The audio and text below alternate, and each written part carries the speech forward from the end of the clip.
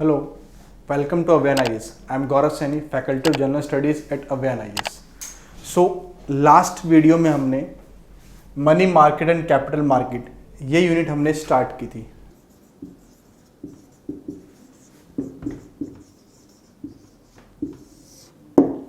Commercial paper. So ये भी क्या आपका unsecured money market instrument which is issued in promissory note. ये भी आपका एक तरह से क्या है, प्रोमिसरी नोट है. अनसिक्योर्ड क्यों बोला है कि जस्ट मान लीजिए मैं टीसीएस कंपनी हूं, इन्फोसिस हूं मैं, इन्फोसिस मैंने अपना एक कमर्शियल पेपर इशू किया, मैंने वो आपको दिया, आपने वो खरीदा, इसके अगेंस्ट मैंने सिर्फ एक पेपर दिया है, मेरा प्रोमिसरी नोट है, मैंने वो आपको इशू किया है. इसके अगेंस्ट मैंने कोई आपको लैंड के पेपर मॉर्गेज करे हैं? नहीं करे. जस्ट मैंने एक पीस ऑफ पेपर मैंने आपको इशू कर दिया कि ये लीजिए, और आपने वो ट्रस्ट पे खरीद लिया. आपने कि मैंने प्रॉमिस किया, इसमें मैंने प्रॉमिस लिखा हुआ है कि पैसा मैं आपको 1 साल बाद वापस कर दूंगा. लेकिन जो मैंने आपसे पैसा लिया है इसके थ्रू, जो मैंने पैसा लिया है इसके थ्रू, क्या मैंने आपको कोई लैंड के पेपर दिए, कोई गोल्ड रखा मैंने आपके पास? तो इसलिए क्या ये अनसिक्योर्ड है. अगर मान लीजिए मैं आपसे पैसा उधार लेता और उसके अगेंस्ट में आपको लैंड के पेपर मॉर्गेज रखता या कोई गोल्ड या अपना कोई प्रॉपर्टी मॉर्गेज रखता, तो इसका मतलब क्या है, वो लोन सिक्योर्ड हो गया ना. वो लोन सिक्योर्ड हो क्योंकि मैंने उसमें कुछ मॉर्गेज रखा हुआ है. तो इसलिए क्या है, जो कमर्शियल पेपर क्या है आपका, ये अनसिक्योर्ड है. It is just like a promissory note, just like a promissory note. एक गारंटी पेपर है जो मैंने आपको दिया है. ये क्या आपका unsecured money market instrument. India में कब इंट्रोड्यूस हुआ था? 1990 में हुआ था. 1990 में हुआ था. क्लियर. दूसरा 1990 में इंट्रोड्यूस हुआ. कौन कौन इसको इशू कर सकता है? कौन इसको इशू कर सकता है? Means primary dealers, prime dealers कर सकते हैं. सेकंड कॉर्पोरेट्स कर सकते हैं, कॉर्पोरेट्स कर सकते हैं. थर्ड कौन कर सकता है? All India financial institutes, all India financial institutes. तो इसका मतलब क्या है, बैंक्स कर सकते हैं, बैंक्स नहीं कर सकते. इस बात का ध्यान रखना. क्लियर. सो जितने भी कॉर्पोरेट्स है, क्या सारे के सारे कॉर्पोरेट्स इसको इशू कर सकते हैं? मींस ऑटोमेटिकली जितने भी कॉर्पोरेट्स है इंडिया में, जितनी भी कंपनीज है इंडिया में, क्या सारी कंपनीज इसको इशू कर सकते हैं? आर दे एलिजिबल है वो इशू करने के लिए? नहीं, सारे कॉर्पोरेट्स नहीं कर सकते. कौन कौन एलिजिबल है? कौन कौन एलिजिबल है? जो उसकी लेटेस्ट जो बैलेंस शीट आई है उसके अंदर उस कंपनी की जो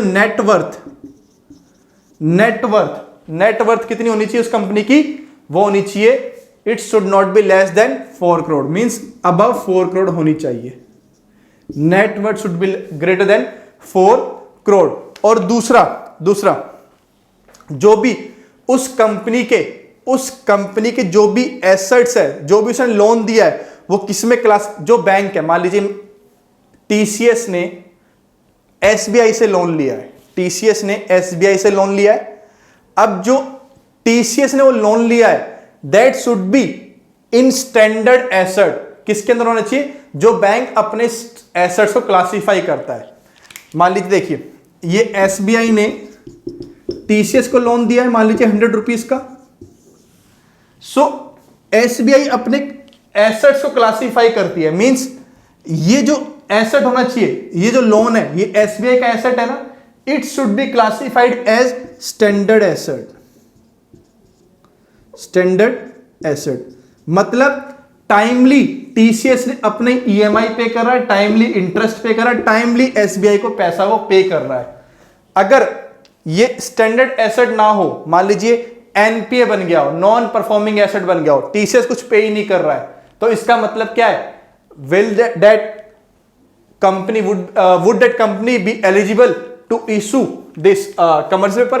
तो नहीं होगा. क्यों? क्योंकि जो उसने जो लोन ले रखा है एसबीआई से, वो उसको पे नहीं कर रहा, उसने एनपीए ना उसने ईएमआई पे की है, और जो उसका वो जो लोन है वो क्या बन गया है, एनपीए बन गया है बैंक्स की बैलेंस शीट के अंदर. सो इसलिए क्या है, वो जिसका एनपीए बन गया है और स्टैंडर्ड एसेट नहीं रहा है, वो क्या है, इसको इशू नहीं कर सकते. तो इसका मतलब क्या है, जो उसने लोन लिया है, जो टीसीएस, मैं टीसीएस को मैंने लोन लिया हुआ है, तो इसका मतलब क्या है, जो मैंने लोन लिया है वो बैंक्स की बैलेंस शीट में, वो बैंक्स का एसेट होगा, इट शुड बी काउंटेड और क्लासिफाइड एज स्टैंडर्ड एसेट बेटा, स्टैंडर्ड एसेट। क्लियर हो गया आपको इतना ही?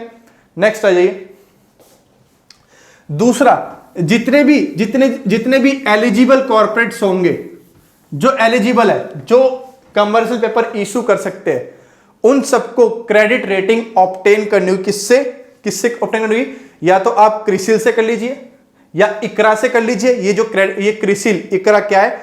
केयर, ये क्या है? क्रेडिट रेटिंग एजेंसीज है जो कंपनीज को क्रेडिट देती है, उसकी परफॉर्मेंस के बेसिस पे क्रेडिट देती है। तो इनसे आपको क्या करना है आपको? इनसे आपको क्रेडिट रेटिंग्स आपको ऑब्टेन करनी है, जितनी भी एलिजिबल आपकी कंपनीज है। नेक्स्ट आपका मैच्योरिटी पीरियड कितना होना चाहिए इसका?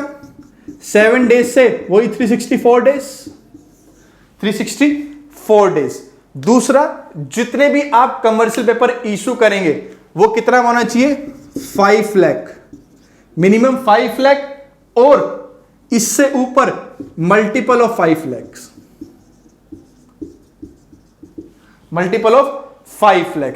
मिनिमम 5 लाख का आपको डिपॉजिट देना, मिनिमम 5 लाख आपको इन्वेस्ट करने हैं। उससे ऊपर जितने भी इन्वेस्ट करेंगे तो वो कितना होना चाहिए? मल्टीपल्स ऑफ 5 लाख होना चाहिए। मतलब या तो 5 लाख या 10 लाख या 15 लाख या 20 लाख या 25 लाख, इस तरीके से आपका पूरा ये होना चाहिए। तो कौन कौन इसको सब्सक्राइब कर सकता है? इंडिविजुअल्स कर सकते हैं, बैंकिंग कंपनी सब्सक्राइब कर सकती है, कॉर्पोरेट बॉडीज कर सकते हैं, एनआरआई कर सकते हैं, फॉरेन इंस्टीट्यूशनल इन्वेस्टर्स कर सकते हैं। They can invest in commercial paper बेटा। और दूसरा ये भी क्या है बेटा? ये भी कमर्शियल पेपर किस पे? डिस्काउंटेड वैल्यू पे इशू होता है, डिस्काउंटेड प्राइस पे इशू होता है आपका ये, और रिडीम होता है एट फेस वैल्यू, रिडीम होता है एट फेस वैल्यू। इतना क्लियर हुआ आपको? नेक्स्ट देखिए आप, नेक्स्ट है call money, notice money and term money, and term money.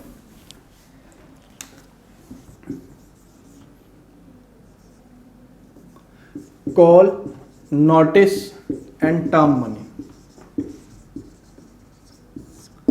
Term money देखिए इसको आप,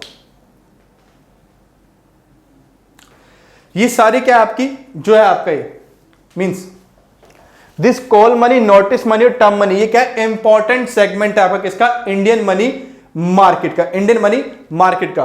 बेसिकली क्या है? ये जो ट्रांजैक्शन होता है, ये ट्रांजैक्शंस जो बैंक आपस में करते हैं, किस रेट पे करते हैं, ये सारा क्या है बताता हूं, उसमें होता है। देखिए आप, मान लीजिए आपका ये पीएनबी बैंक है, पीएनबी बैंक है। अब पीएनबी बैंक में किस किस का पैसा लगा हुआ है? आपका डिपॉजिट है यहां पे, इसने आरबीआई से भी ले रखा होगा इसने पैसा, इसने फॉरेन से भी ले रखा होगा, कुछ एनबीएफसी ने इसमें पैसा लगा रखा होगा, गवर्नमेंट ने लगा रखा होगा पैसा। तो इन सब का पैसा इसमें लगा हुआ है। दूसरे बैंक का भी होगा, मान लीजिए आईसीआईसी ने लगा रखा है या फिर एचडीएफसी ने इसमें डिपॉजिट करा रखा होगा। क्लियर?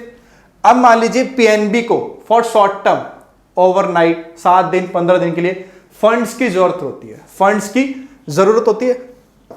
अब जब पीएनबी को फंड्स की जरूरत है, पीएनबी को फंड्स की जरूरत है, अब आईसीआईसीआई के पास मान लीजिए सरप्लस अमाउंट है, सरप्लस अमाउंट है। अब जो बेटा देखिए, जो आईसीआईसीआई के पास पैसा आ रहा है वो किसका? वो डिपॉजिट आ रहा है ना। अगर सरप्लस अमाउंट है तो आईसीआई ने डिपॉजिट लिया होगा, मींस एफडी में आ रहा होगा या फिर सेविंग अकाउंट में, करंट अकाउंट में आ रहा होगा। इस सरप्लस अमाउंट पे आईसीआईसीआई बैंक कुछ ना कुछ इंटरेस्ट पे कर रहा है ना। एफडी पे 5% पे कर रहा होगा, 6% पे कर रहा होगा, सेविंग अकाउंट में 4% पे कर रहा होगा। तो जो ये इंटरेस्ट पे करेगा इस सरप्लस अमाउंट पे आईसीआईसीआई बैंक, वो इसका एक तरह से लायबिलिटी होगी ना, इसका एक तरह से कॉस्ट हो गई, वो जो उसे पे करना है उसकी ऑब्लिगेशंस हो गई। तो इसका मतलब ये सरप्लस अमाउंट है जिसको यूज नहीं कर पा रहा है, लेकिन इस पे इंटरेस्ट तो पे करेगा अपने डिपॉजिटर्स को। तो इंटरेस्ट कहां से निकाला है? तो इसका मतलब क्या है? ये इस पैसे को, पीएनबी को जरूरत है तो ये इस पैसे को इसको लैंड करेगा, इसको लैंड करेगा, ये इसको लैंड कर देगा, उदाहरण दे देगा, क्योंकि पीएनबी को जरूरत है तो आईसीआई क्या कर देगा? इसको लैंड कर देगा। अब मान लीजिए कैनरा बैंक है, इसको भी पैसे की जरूरत है, इसको भी पैसे की जरूरत है। अब मान लीजिए इसमें यहां पे आईसीआईसीआई बैंक अपने डिपॉजिटर्स को 5% पे कर रहा है, 5% इंटरेस्ट पे कर रहा है। क्लियर? अब एक पीएनबी को जरूरत है, एक कैनरा बैंक को जरूरत है। अब मान लीजिए एक को लगा लीजिए आप एसबीआई बैंक लगा लीजिए, इसको भी पैसे की जरूरत है। तो अब क्या होगा, अब आईसीआईसीआई बैंक जब इसको पता है कि लोन लेने वाले बोरोवर्स ज्यादा है, पीएनबी ज्यादा है, एसबीआई ये कैनरा ज्यादा बोरोवर्स है, देने वाला मैं ही हूं, तो ये क्या करेगा, ये अपना एक इंटरेस्ट रेट ऑफर करेगा। मान लीजिए 5% पे कर रहा है, इसने ऑफर किया 8%, 8% ऑफर किया। अब देखिए मान लीजिए पीएनबी को जरूरत है पैसों की, तो पीएनबी क्या बोलेगा, ठीक है मैं ले रहा हूं 8% पे, लेकिन ज्यादा बोरोवर्स है ना तो बिडिंग होगी, इंटरेस्ट रेट बिडिंग होगी। केनरा बैंक बोलता है नहीं मुझे बहुत ज्यादा जरूरत है, तो केनरा बैंक बोलता है I will pay you 8.25%। SBI बोलता है नहीं मुझे बहुत जरूरत है, मैं आपको 8.5% पे कर रहा हूं। फिर और बिडिंग लगती है, एट लास्ट फिक्स होता है कि एसबीआई बोलता है आई विल पे यू 9%। तो ये क्या हो रहा है, लेन देन किसके बीच में हो रहा है, बैंकों के बीच में हो रहा है, लेन देन बैंकों के बीच में हो रहा है। और ये रेट किसने ऑफर किया, आईसीआई ने ऑफर किया था। एट लास्ट जो लेन देन हुआ उसका एवरेज क्या निकल के आया, किस पे बिडिंग हुआ, 9% पे हुआ। जो इंटर बैंक में हो रहा है आपका, इंटर बैंक में क्या हो रहा है आपका, ये लेन देन हो रहा है, उस पर क्या इंटरेस्ट आया, 9% आया। इसी को बोलते हैं MIBOR, Mumbai interbank offer rate, MIBOR, इसी को बोलते हैं माइबोर। क्लियर। तो जो इंटर बैंक ट्रांजैक्शन होता है उस पर जो इंटरेस्ट रेट पे होता है उसी को बोलते हैं माइबोर। तो इतने सारे बैंक से आपस में आपस में इंटर बैंक ट्रांजैक्शन हो रहा है, लेन देन हो रहा है इंटर बैंक, उस पे जो उस पे इंटरेस्ट रेट पे कर रहे हैं उसका हम एवरेज निकालेंगे, तो ये क्या आ गया आपका, माइबोर। तो ये ऑफर रेट होता है, आईसीआई ने ऑफर किया था ना, तो ये माइबोर, इट इज इसको बोलते हैं माइबोर। इतना क्लियर हो गया आपको, ये क्लियर हुआ। सो देखिए अब जो call money, notice money, term money, ये तीनों किसके लिए यूज होती है, inter bank transaction, inter bank lending and borrowing के लिए यूज होता है आपका पूरा ये। तो देखिए कॉल मनी किसे बोलेंगे, कॉल मनी किसे बोलेंगे, कॉल मनी बोलेंगे जिसमें फंड्स की जो ट्रांजैक्शन हो रही है they are on an overnight basis, overnight basis, overnight, एक रात के लिए। नोटिस मनी किसे बोलेंगे, नोटिस मनी किसे बोलेंगे, मींस नोटिस मनी हम बोलेंगे funds are transacted between 2 to 14 days, 2 to 14 days इसके अंदर। सो जो इंटरेस्ट रेट चार्ज होगा इसके अंदर, जो 2 से 14 दिनों में जिसमें ओवरनाइट बेस पे इंटरेस्ट रेट जो चार्ज होगा उसका क्या बोलेंगे हम, कॉल मनी रेट। इसमें नोटिस मनी रेट हम बोलेंगे, इसमें हम नोटिस मनी रेट बोलेंगे। और टर्म मनी क्या होता है, 15 डेज से कब तक, not more than 1 year, not more than 1 year. तो इसको क्या बोलेंगे, टर्म मनी रेट बोलेंगे, टर्म मनी रेट बोलेंगे। क्लियर हो गया। अब इसमें पार्टिसिपेंट्स कौन कौन से होते हैं, पार्टिसिपेंट्स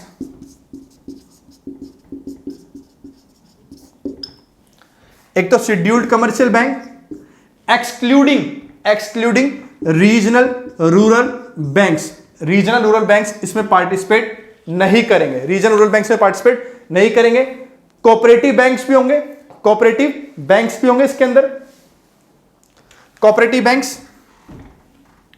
और कौन सा पार्टिसिपेंट्स होगा, कोऑपरेटिव बैंक्स।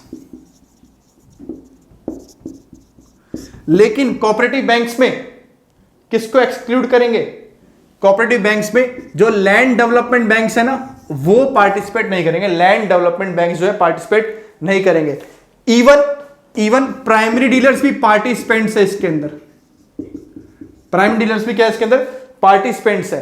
तो it mean scheduled commercial bank excluding regional rural banks. Clear हो गया आपको। दूसरा cooperative banks other than land development banks. तीसरा primary dealers, they all are the participants of, they all are the participants of in this call money and notice money and term money।